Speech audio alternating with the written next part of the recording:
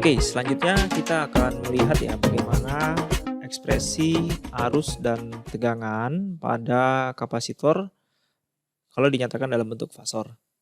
Jadi teman-teman bisa lihat di sini, ya, ini kita punya kapasitor di sini C, kemudian kedua ujungnya dipasang suatu tegangan namanya V di sini ya. Ini domain waktunya. Nah, kita mau lihat kalau dinyatakan dalam domain frekuensi seperti apa. Ya. Pertama yang perlu kita lakukan adalah kita membuat asumsi ya. Misalkan arus tegangan yang mengalir di sini ya. Asumsi kita ya, tegangan yang ada ya pada kapasitor kita nyatakan sebagai V itu sama dengan V maksimum ya cos omega T tambah psi. Oke, di sini ya, bisa kita tulis ya, maka arus listrik ya pada kapasitor di sini bisa kita tulis adalah, kita pakai ini ya teman-teman, I sama dengan C kali dengan dV dt. Nah, kita masukkan V-nya ke sini, berarti C ddt dari V maksimum cos omega T plus dengan psi. Oke, begini ya. Kita turunkan terhadap waktu, fungsi cos-nya, Vm-nya bisa keluar ya, berarti C kali dengan Vm. Turunannya omega T tambah psi adalah omega, kemudian turunannya cos adalah min sin ya. Di sini tulis min sin dari omega T tambah dengan psi di sini.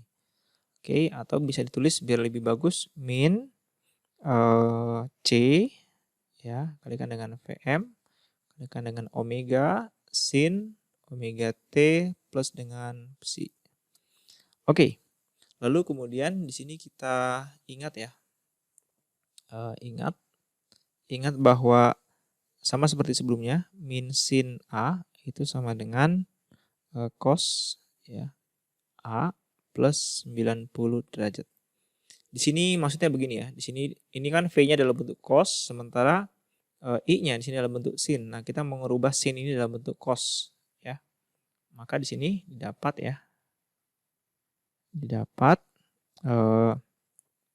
I-nya itu sama dengan gitu ya. I-nya itu sama dengan C ya, Vm omega cos ya, cosnya tambah 90 derajat. Berarti yang bagian ini kita tulis semua omega T plus psi plus 90 derajat. Oke ya, kita sudah dapat ekspresi arusnya ya. Ini dalam domain waktu. Nah, jika I ditulis ya dalam bentuk fasor ya di sini ya. Oke, di sini kita didapat. Nah, kita tulis di sini. Saya turunkan ke bawah ya. Maka didapatkan I ya dalam bentuk fasor berarti I besar sama dengan C ya Vm kemudian dikalikan dengan omega. Yang berpengaruh kan yang bagian cosnya ya teman-teman ya. Berarti saya tulis begini. E pangkat J ya psi tambah 90 derajat. Nah, yang bagian ini ya. Oke, nah ini kalau kita kalikan ke dalam, berarti kita dapatkan sama dengan C kali Vm kali omega kali E pangkat J psi kali dengan E pangkat J 90 derajat. Nah, kemudian kita sudah ini ya, di sebelumnya itu kita sudah lihat juga bahwa di sini karena V ya, V itu sama dengan Vm ya, Vm sudut psi kemudian E pangkat J 90 derajat sudah kita buktikan tadi ya pada saat bagian induktor itu sama dengan J ya, maka dapat kita tulis bagian ini itu menjadi sama dengan ya C. Ini saya pisahkan dulu aja ya biar enak ya, omega kali C kali dengan Vm E pangkat J psi gitu ya dikalikan dengan E pangkat J 90 derajat. Oke. Kemudian yang tadi bagian ini ya, bagian ini itu adalah V ya, V. Sementara bagian yang ini itu adalah J ya. Maka bisa ditulis I ya dalam bentuk fasor itu sama dengan omega C kali dengan V fasor dikalikan dengan J ya. Atau bisa ditulis I sama dengan J omega C kali dengan V. Oke, begitu ya. Atau bisa tulis juga V ya sama dengan I ya per J omega C. Oke, begitu ya teman-teman. Nah, sekarang kita akan lihat bagaimana gambar fasornya ya. Saya tulis di sini ya, gambar diagram fasornya. Sini bisa kita lihat, kita buat dulu ruang kompleks ya. Ini adalah bagian realnya, ini bagian imajinernya. Nah, kita lihat di sini, misalkan kita ambil ya, ini adalah tegangan di sini, V ya. Nah, tegangannya tadi kalau kita lihat di awal teman-teman, kita ambil dia. Ini kan kalau ditulis ini menjadi begini ya, V sama dengan V maksimum ya, sudut psi ya. Berarti kita ambil dia sudut psi. Berarti di sini sama dengan psi ya. Begitu. Nah, kemudian harusnya itu mendahului teman-teman di sini ya. Ini adalah I ya dengan beda yang ininya adalah 90 derajat. Oke, semoga bisa paham ya. Jadi kesimpulannya pada kapasitor itu arus ya, fasor arus mendahului fasor tegangan sebesar 90 derajat. Oke, sekarang teman-teman kita tuliskan rangkuman dari yang sudah kita pelajari ya.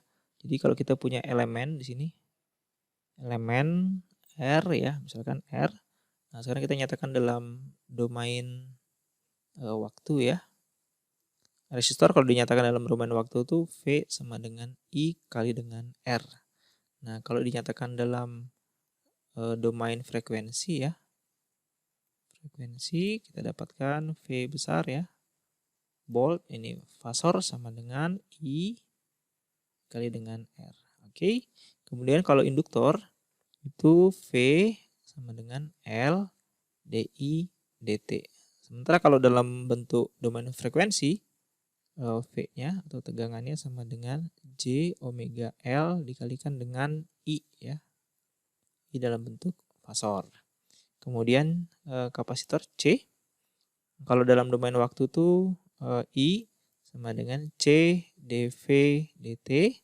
Sementara kalau dalam domain frekuensi V-nya itu sama dengan I ya per J omega kali dengan C.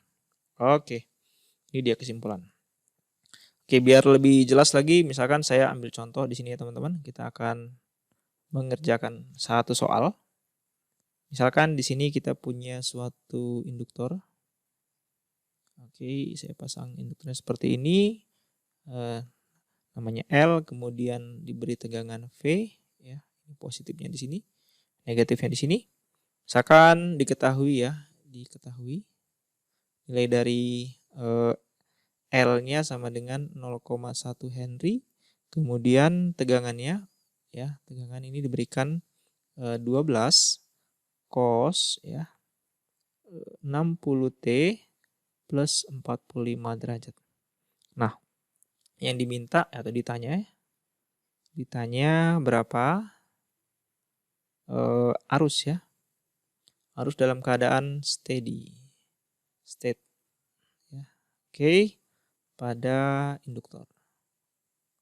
Oke. Nah, ini solusinya cukup mudah. Jadi kalau kita lihat karena kita ditanya berapa arusnya. Arus pada induktor itu kan I ya ini ya. Kita jawab di sini ya. Jawab arus pada induktor kita ambil dari sini ya. Sama dengan V ya per J omega kali L. Berarti di sini kita harus menyatakan V-nya dulu. Kita harus cari dulu. Harus kita cari dulu V-nya berapa ya. Nah, kita lihat di sini ya. Di sini V-nya di sini itu sama dengan ini teman-teman. 12 cos 60T plus 45. Nah, ini kalau kita lihat di sini bisa kita lihat ini omeganya sama dengan 60 ya. Kemudian V-nya ini bisa kita tulis sama dengan besarnya 12 ya, 12. Kemudian sudutnya sebesar 45 derajat ya. Berarti sini 12 sudut 45 derajat. Ya, maka di sini bisa kita lihatkan kita lihat I sama dengan V per C omega L.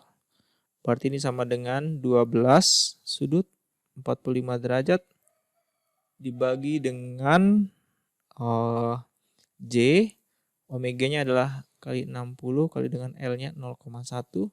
Berarti sama dengan 12 sudut 45 derajat per J kalikan dengan 6. Ini harus diubah dulu ya teman-teman. Karena yang bagian ini itu dalam bentuk polar ya. Sementara yang bagian ini dalam bentuk rektangular.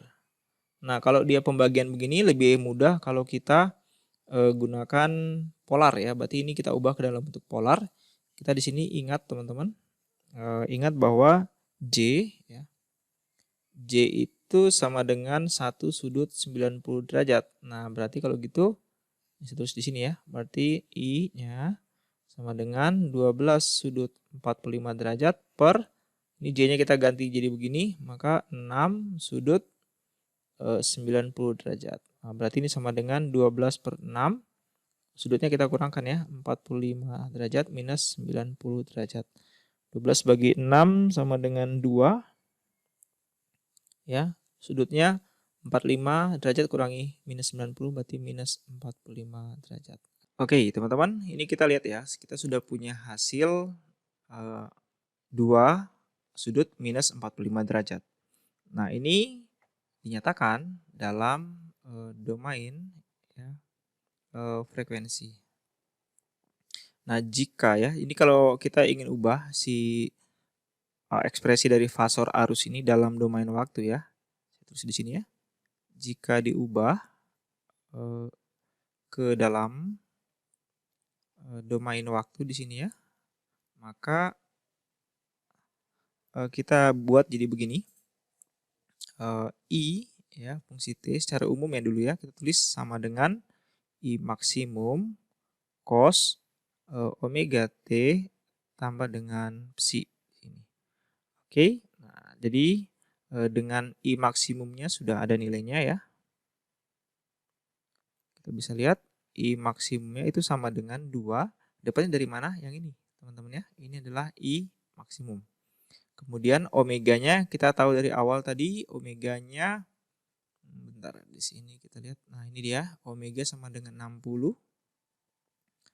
Kita tulis omega sama dengan 60. Kemudian psi-nya adalah minus 45 derajat ya. Maka dapat dengan mudah di sini kita tulis I fungsi T sama dengan 2 cos omega T minus ini omeganya sudah jadi 60 ya. 60T minus 45 derajat. Nah, ini dia. Ini adalah ekspresi arus ya sebagai fungsi waktu dalam domain waktu ya. Oke, begitu. Sampai ketemu lagi di video yang lain.